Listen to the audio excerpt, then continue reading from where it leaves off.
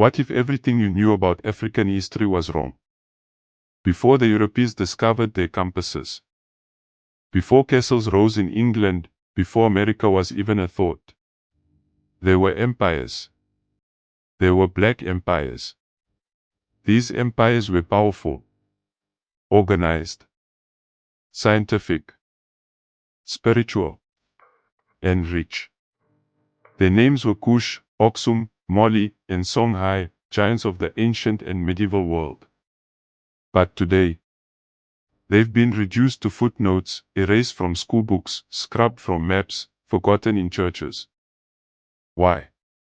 Because if you knew the truth, if you knew that Africa birthed empires that rivaled Rome, traded gold by the ton, mapped the stars, built temples to the heavens, and preserved sacred texts long before colonization, then the whole story changes.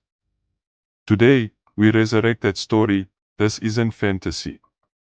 This is fact, and it starts with a kingdom born beside the Nile. Deep in the shadows of ancient Egypt rose a kingdom just as powerful, the kingdom of Kush. Often called the forgotten twin of Egypt, Kush ruled from what is now Sudan, and at its height, it conquered Egypt itself. Yes, Black Pharaohs ruled Egypt during the 25th dynasty. They wore the crowns, built pyramids taller than 70 feet, and revived the old religion with spiritual fervor. But Kush wasn't just Egypt's rival. It was Africa's heartbeat. Its capital, Meroe, had over 200 pyramids, more than all of Egypt. They mastered ironworking centuries before Europe. They minted coins, had complex hieroglyphs, and traded with India and the Mediterranean. Biblical scholars link the name Kush in Genesis to this same region, descendants of Ham, sons of Noah. Kush was no savage tribe, it was a civilization, a kingdom, a beacon. And yet, it's barely mentioned in textbooks. But while Kush ruled the south, another empire was rising in the Horn of Africa, the kingdom of Axum. Based in modern-day Ethiopia and Eritrea, Axum became one of the greatest Christian empires in the ancient world. Legend says Axum was founded by Menelik I, son of King Solomon and the Queen of Sheba, and that he brought the Ark of the Covenant to Ethiopia, where it remains hidden to this day. But Axum wasn't just sacred, it was strategic. Controlled Red Sea trade routes. Issued gold and silver coins stamped with crosses and crowned kings. Built monolithic stele, stone towers over 100 feet tall, carved from a single piece of granite. It was recognized by Rome, Persia, and India as a world power. By the 4th century, Axum officially adopted Christianity. Long before Europe, its church, the Ethiopian Orthodox Tewahedo, still survives, carrying a theology older than Catholicism. While Europe was still worshipping stone idols, Axum was translating the Bible into Kuizi. And now let's travel west, to the heart of Africa, to the empire that made Europe's kings jealous, Mali.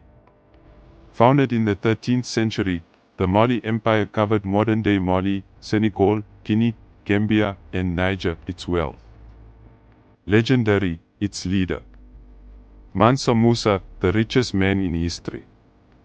In 1324, Musa made a pilgrimage to Mecca so grand, it broke economies. He traveled with 60,000 people. Gave out so much gold in Cairo, it collapsed the currency for over a decade. Built mosques, libraries, and universities along the way. At its peak, Mali's capital, Timbuktu, was the intellectual capital of the world. Home to over 700,000 manuscripts. Hosted schools of astronomy, law, medicine, and theology. Welcomed scholars from Spain, Arabia, and North Africa.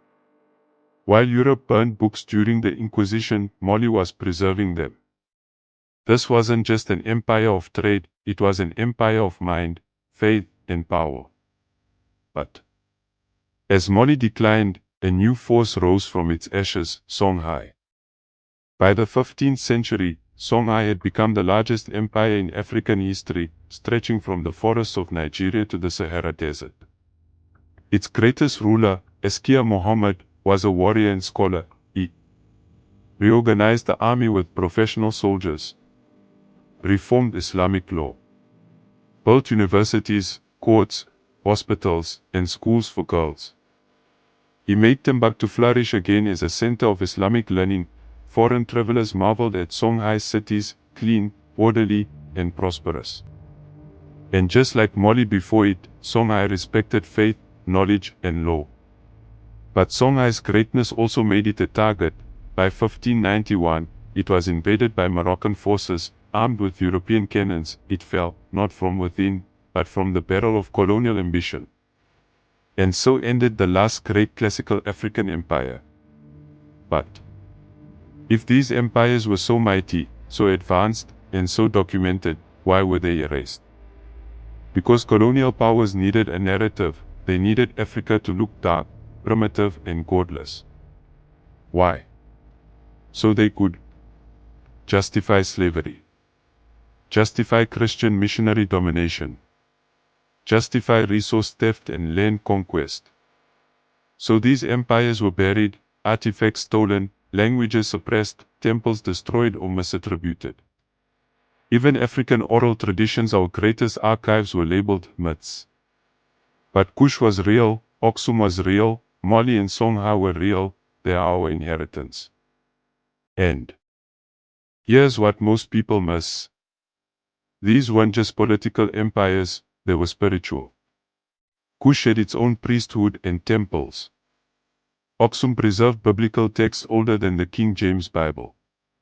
Mali and Songhai ruled under Islamic law, yet embraced indigenous wisdom.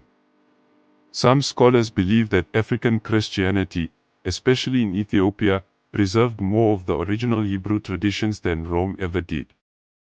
Even today, traces remain. Ethiopian monks reciting psalms in Guizi, ancient Torah scrolls in Mali caves, oral genealogies linking kings to Israelite bloodlines. Africa was never waiting for salvation, it was carrying it.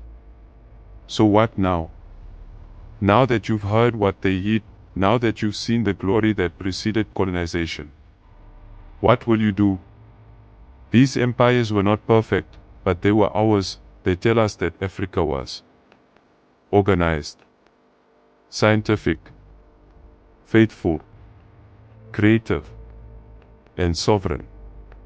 Not a continent of slaves, but a continent of kings, of priests, of scholars. And this history, your history, was taken. But it can be reclaimed. If this story moved you, then like this video, subscribe for more truths they try to erase, and share this with someone who needs to remember who they are. We are not the children of defeat, we are the descendants of empires.